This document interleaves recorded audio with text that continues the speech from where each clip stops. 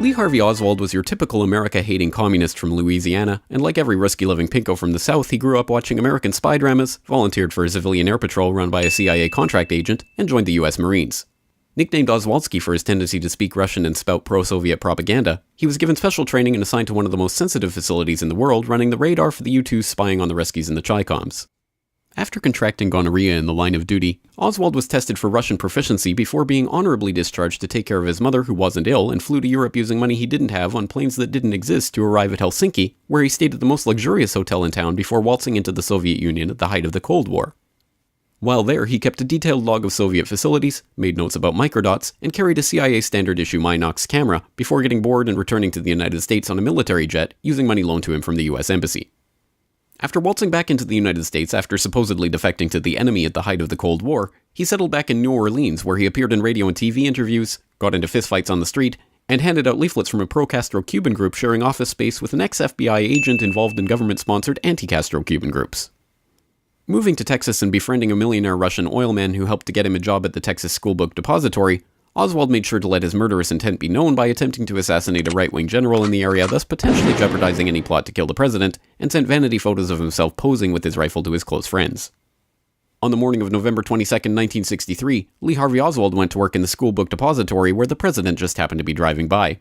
After somehow getting the Secret Service to stand down before entering Dealey Plaza, Oswald set up a makeshift sniper's nest and got off 3 shots in 6 seconds, leaving 4 bullets without leaving any nitrate on his cheek, a feat that has never been duplicated, including 1 bullet that managed to cause 7 entry-exit wounds, a feat that has never been duplicated, penetrating 15 inches of tissue, 4 inches of rib, and a radius bone, to come out in almost perfect condition on a stretcher in the hospital while no one was looking, a feat that has never been duplicated.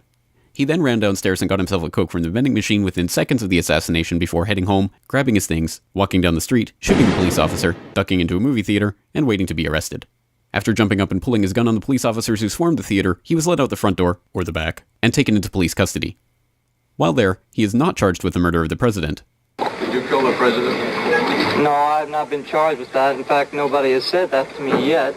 And like any self-respecting America-hating communist grandstander who had just killed the President of the United States in a pinko rage, denied he had anything to do with it. I'm just a patsy. Before being transferred to county jail, he was shot on live TV by a 2-bit Union Mafia stooge, supposedly torn by grief at the death of the president, whose brother he personally hated, later claiming that it was part of a conspiracy the world will never know. The world will never know the true facts.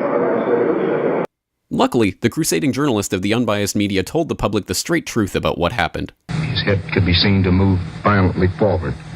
Hoover wrote a memo that weekend demanding that the public be convinced that Lee Harvey Oswald was the lone assassin. LBJ appointed a commission telling Commissioner Warren that he had to find that Lee Harvey Oswald was the lone assassin, and, as luck would have it, that commission concluded, Now, what about the doctor at Parkland Hospital who reportedly said the president was wounded in the front?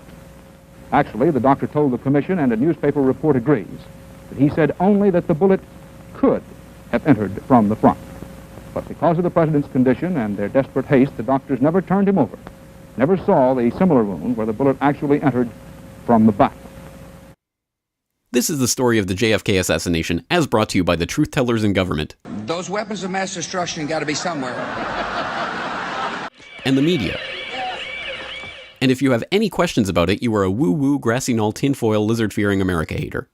If you love Jesus, sunshine, ponies, monster trucks, miniskirts, and the American flag, you will never ask any questions about any part of this story to anyone. Ever. This message has been brought to you by the CIA, Joint Chiefs of Staff, Warren Commission, and the MSM. Because ignorance is strength.